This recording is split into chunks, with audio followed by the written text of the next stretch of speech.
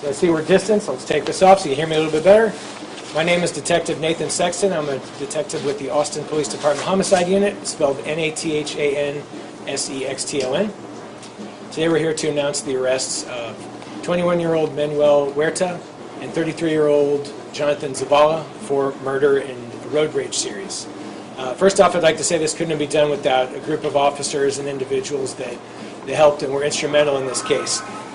Detective Mike Tayworth, the Aggravated Assault Unit, our Violence Crimes Task Force, the Lone Star Fugitive Task Force, our Ballistics Unit, our Crime Scene Unit, the SWAT Unit, the Frank 700s, our Major Crimes Unit, Crisis Unit, our Crime Analysts, the Night Detectives, the Vehicular Homicide Unit, the New Braunfels Police Department, and the Hays County Sheriff's Office. It was huge for all these folks helping us out throughout the way. This has been going on for months now.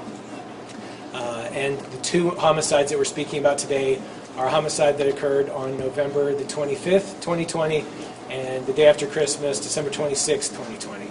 First off, I'd like to talk to you about the November the 25th homicide. The victim of this homicide was Omar Munguia. This occurred at the intersection of Pleasant Valley and East Riverside. In this particular case, Mr. Munguia was driving eastbound on Old Torf. He then proceeded northbound on Burton and was followed by a white Honda. This Honda ended up getting into a road rage incident with him, following him for several miles, and ended up shooting numerous rounds at him at the intersection of Riverside and Pleasant Valley. Continued to follow him further as he went east, ultimately striking Munguia and the passenger in his vehicle. Munguia's truck flipped, there was a collision, and the white Honda fled. We were able to obtain surveillance video from this particular homicide, and we were able to identify the car as a 2016 or 2017 Honda Accord. We've been searching for that vehicle since. Last week there was a tip to the Capital Area Crime Stoppers tip, which I can't stress enough is huge in so many of our cases, and we encourage people out there to use. There was a tip called in which helped move along our investigation. Throughout the course of the investigation, we were able to identify Manuel Huerta as the primary suspect, who was arrested for this particular homicide. At this point, we open up for any questions that you may have about this particular homicide before covering the other murder.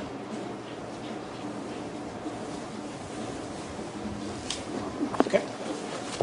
How important were the tips of the community and the fact that we have video of this incident? The video is great. The businesses, the help of businesses is huge. The cooperation to be able to get the surveillance video in a timely manner, to be able to put it out there. I know most of the media outlets for both murders, actually, ours included, this one from November, were huge, and being able to get those videos out to the public. People would call in tips, and it's been very helpful. The latest tip was even bigger, being able to really kind of tie a lot of loose ends together. So I can't stress enough how big these tips are from the community. A lot of times suspects talk to other people, somebody knows something, and they may be afraid to come forward. So as always, we really encourage people, if you have any information, even if you don't think it's that relevant, to use those Crime Stoppers numbers or the homicide tip line to call in any information that you might have. Was this person arrested known to APD previously? He was, yes. He was arrested a couple weeks ago for an entirely different offense, but not arrested previously for murder. So was he under your custody when you guys realized that it was the same person? One of them was. Zavala wasn't in custody already, but Manuel Huerta was not in custody. He had already been released on bond for the prior arrest. Okay, both of them are related to the same homicide of Omar? They're both related to the murder of Miranda Lopez. In the very beginning, you thanked New Braunfels Police and Hays County Sheriff's Office. Yes. What role did they play in finding one or both suspects? Sure. So several of our vehicles, including a gray Toyota Camry that was used in the December the 26th murder, was stolen from Hays County. So just back and forth, being able to discuss MOs and various victims and be able to talk to them on what happened, video that they may have acquired from their investigations. Guns were stolen from the New Braunfels Police Department that were found during our investigation. So there was a lot of overlaps with other jurisdictions, and their cooperation was huge. You mentioned a really helpful tip. Yes. Was that in relation to someone recognizing the car because those photos have been put out there, or was it a tip about something else? I think they had personal information to be able to name names and say like real specific information. that was helpful. We've had other tips where people have called in about specific cars, and we actually did have another tip that was called in about the vehicle, which was in large part due to those videos. So yes, there was another tip that was because of the videos put out. In the last couple of months, November 25th, that incident had to do with road rage. That's right. January 6th, the one with Alexander Gonzalez, it also had to do with road rage. What are some tips to avoid being a victim of a road rage? Sure. By no means were the victims in any of these murders doing anything to cause attention to themselves or to be victimized. But I will say that if someone is pursuing you, or just try to drive to a safe location is really the best advice that I can give. Don't try to engage. Don't try to say anything to them. Don't try to get into it with them. I know everybody's human. People are emotional, but these murders were over nothing. The other groups, the suspects in these cases, were just angry. They didn't know their victims at all, and it's hard for us to wrap our heads around shooting someone you don't know at all, but they did it repeatedly. These two murders, and there are multiple other shootings where the victims luckily survived those shootings.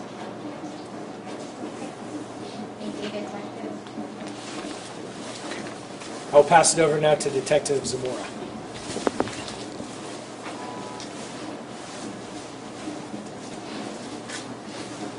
Good afternoon, I'm Detective Zamora with the Austin Police Homicide Unit.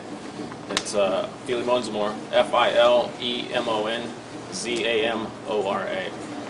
I'm the primary investigator on the homicide that occurred on December 26th, where the victim was Miranda Lopez. This incident took place approximately in the 2400 block of East St. Elmo after Miranda and her sister were driving home after eating dinner. They encountered a gray sedan, which engaged them in a road rage incident, which then turned deadly when the occupants of the gray sedan shot at Miranda's sister's vehicle several times, ultimately striking her. We were able to collect surveillance footage from various locations, businesses around the area. Unfortunately, we weren't able to identify the vehicle at the time, but like Detective Sexton stated, we received tips, and through the investigation with our crime analyst was able to piece several of these things together and led us to these two individuals, and ultimately their arrest on January 7th for an unrelated incident. Found them in a stolen vehicle with the weapon that was used in this particular homicide, and a aggravated assault as well. So I'll open it up to questions now. The weapon that was used, was that a weapon that had been stolen from New Braunfels Police Department, or was that just that? That weapon was stolen from a residence in Georgetown. Okay. Did either of the murders, did they use any weapons that were stolen from New Braunfels Police? At this point in time, we just collected those weapons, so we haven't tested them, so we don't know at this time. Can you dig us through, you said there's an aggravated assault, and it sounds like some sort of history of aggression. Can you take us through that a little bit? So we were able to track back cases back to September that we believe these subjects were involved in. During the interview of the Manuel Huerta yesterday, he did allude to the fact that he had some anger issues. So that's as far as I can say about that. Are you able to say about how many other cases you think they might have been involved in? Approximately 11 in our jurisdiction, and then several others in Hays County and New Braunfels as well. And I think this is just the tip of the iceberg, and there are still charges to come, and we believe there may be additional suspects currently still at large, or at least people of interest who may have information. So again, like Detective Sexton said, if there is any additional information, they can contact the Area Crime Stoppers tip line or the APD Homicide tip line. So if there were potentially other suspects, or these people who may have been with them or friends with them, doing the same thing with them? It's an ongoing investigation right now, so we haven't determined that completely yet. I'm a little confused. So Manuel Huerta was involved in both road rage incidents, the one where Omar Mejia passed away and Miranda Lopez? Correct. Were there any other suspects that were involved in both of them? So Jonathan Zavala was, we believe, involved in Miranda Lopez's incident, But again, at this time, we still believe that there may be additional subjects that are involved, and we're still investigating and putting that together.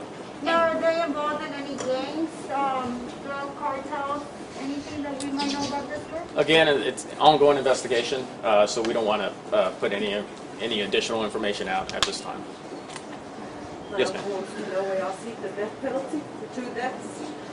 This case, once it gets put together, will be given over to the Travis County District Attorney's Office, and they will be ultimately the ones that determine prosecution. Can you list exactly what charges they have stemming from this case and the previous cases? So Manuel Huerta is currently charged with 2 counts of murder for Mr. Munguia and Ms. Lopez. Mr. Zavala is currently charged with murder currently for Miranda Lopez's case. So there may be additional charges coming since there were so many agencies and units involved, but I can't tell you at this time what those will be. And both of these men are suspects in some of the other cases that you mentioned? We believe so, yes. Okay. Now, how were the weapons that were stolen from the New Braunfels Police Department, how did they get stolen? Do we know any information on that? At this time, since it's a different agency, I don't want to speculate exactly on how those weapons were stolen. We'll take one last question.